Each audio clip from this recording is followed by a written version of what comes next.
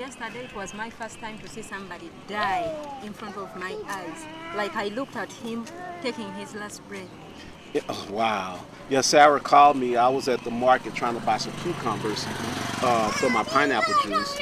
And Sarah called me and was like, can you take a boda to get to the car? Although we're not supposed to drive the car, she's like, someone is dying right now. As she was walking to her parents' house, Kari, come. As she was walking to her parents' house, her and her sisters, they saw one of her mom's friends, and they heard. You tell the story. We were walking to my mom's house. To my mom's house, it was me and my sisters. My sisters came home early. My sisters came to my house early they wanted some stuff near my house. And they decided to come and say hi. So I was like, I'm also going to my mom's house, so let's walk together.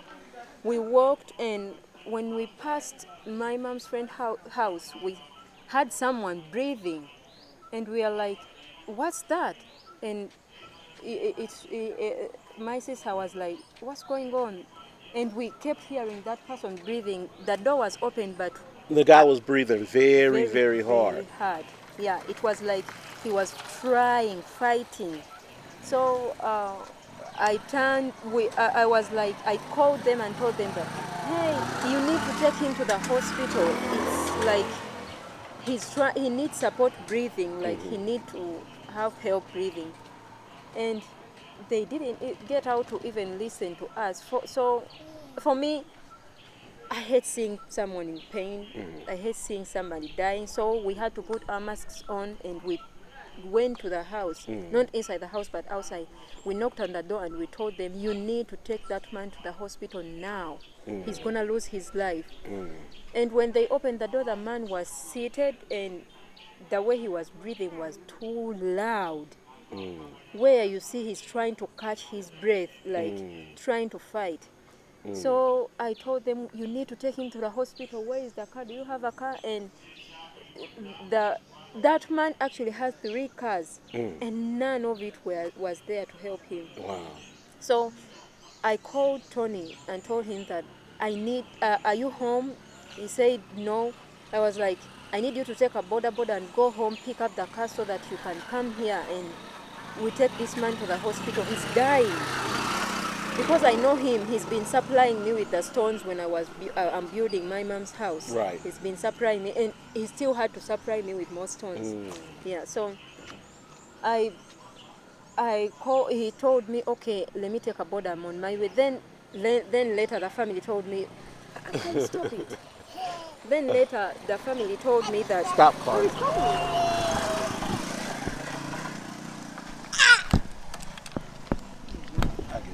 Family told you what? Then later the family told me that they have got someone who is gonna come for him. And we wait there for almost 20 minutes and nobody was there. I told them that I have a car, let me get my car. The man is dying. And still they kept moving up and down, and guess what? The worst situation of all, the keys to one of his cars were in the house, and the car was parked almost next to the house. Why they couldn't get that car? Because the one who was at home didn't know where the keys are. That's devastating. That's devastating.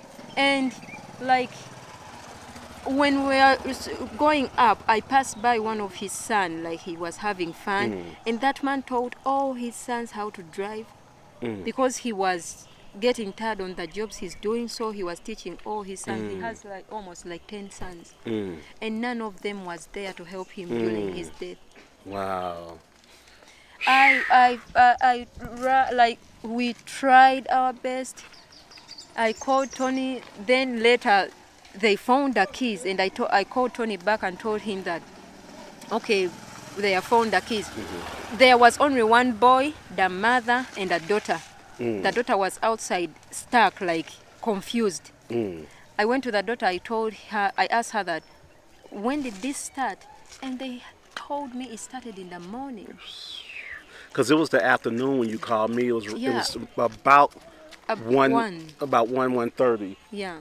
And they say he started breathing like that in the morning. And I asked them, from morning someone is breathing like that and you can't take him to the hospital? They were like, the doctors came here, they were injecting him. I was like, he need life support, like he need help breathing. Yes. He's having hard time breathing, like the man was trying to catch his breath in the air, but he was having a hard time breathing. I was like, you took too long, he's gonna die. So when the boy called one of his brother, he told him that I need the car, dad is dying. Wow. They were not crying, Wow. but he was Around how old in was pain. the man? The boy was like The man that died. the man, maybe 40. Wow. He was young. Maybe 40, because my dad taught him at school. Wow. My dad taught him, and my mom also taught him in the same school. Wow. They said that he was a nice footballer. Wow.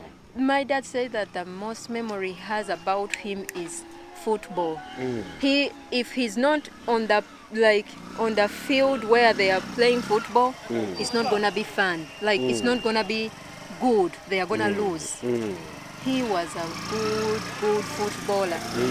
So that was how old he was, and one of his sons that was there finally got the keys, got a hold of the keys, and rushed and ran out to get the car. And there is this man that came by that made everything worse.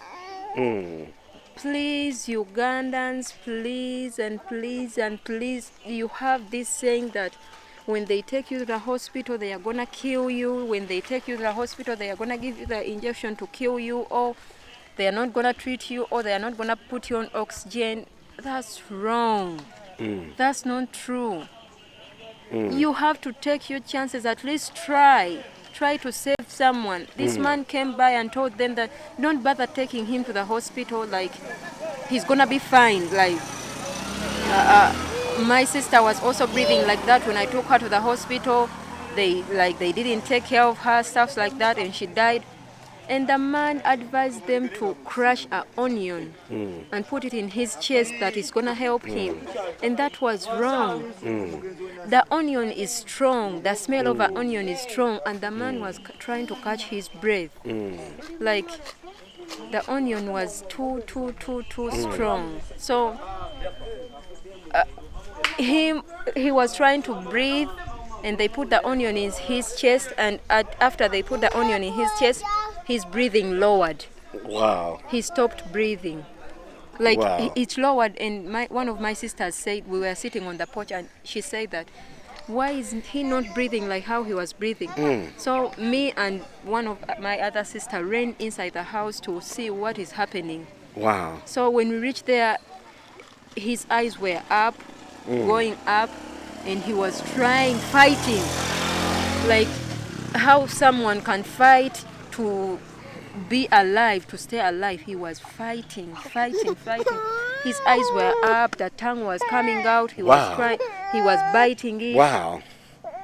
Fighting. Wow. And one of my sister, the one I follow, Hajara, started playing, say that, oh my goodness, please help us.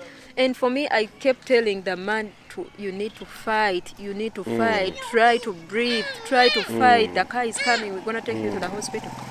And in front of our eyes, his wife was holding his chest like this, because he was there alone in the house, and it was me and Hajara. We called the wife and told her that you need to come and hold his chest, he needs help. So his wife held his back and the chest to help him, and he breathed his last breath. Wow, so you saw him breathe his last breath. Wow. And he did this.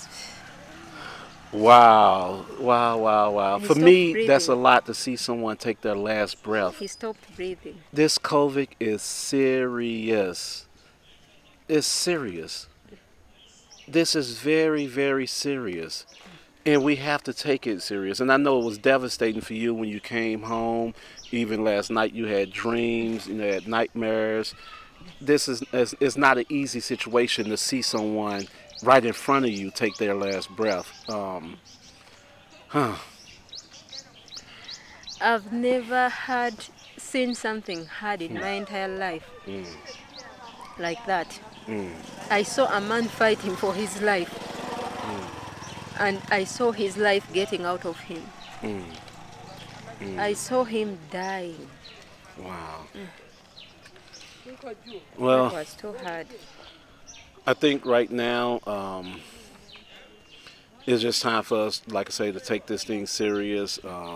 For us to care for each other, like you did, you and your sister did for him yesterday. What was more painful with all those things, when he died, that's when 3 cars came up to take him to the hospital. 3 cars after he died. 3 cars came up to take him to the hospital when we are trying to find a car, and we couldn't get help. They came up, I told them, they put him in the car, and I told them that I don't think you need to bother taking him to the hospital. He's dead already. They didn't listen to me. For them, they thought they are saving, they are trying to save. Like, he was breathing out loud. And when somebody stopped, you look at his stomach, it's not breathing like this.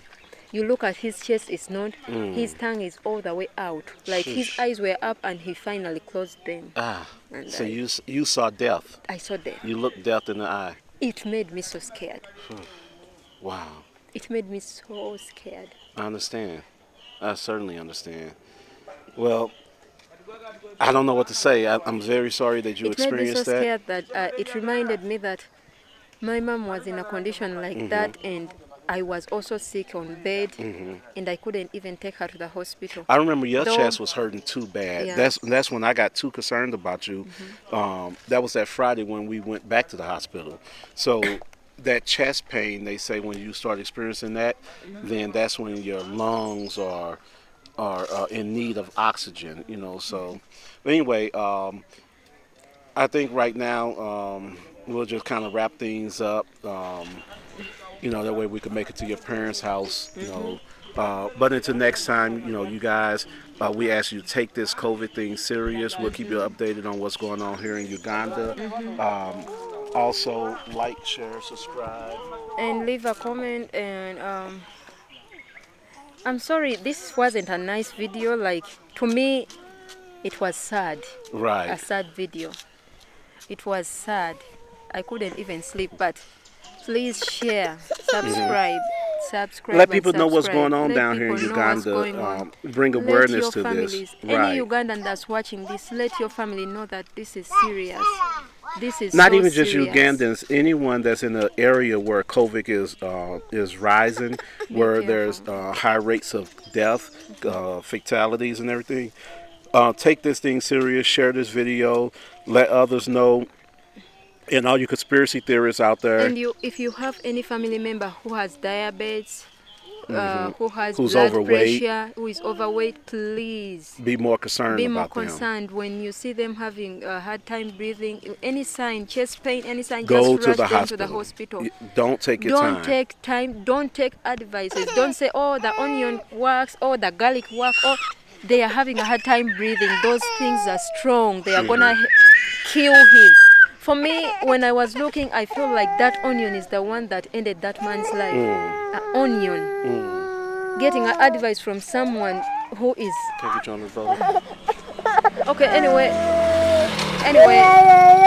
thanks for watching. Subscribe, leave a comment, like.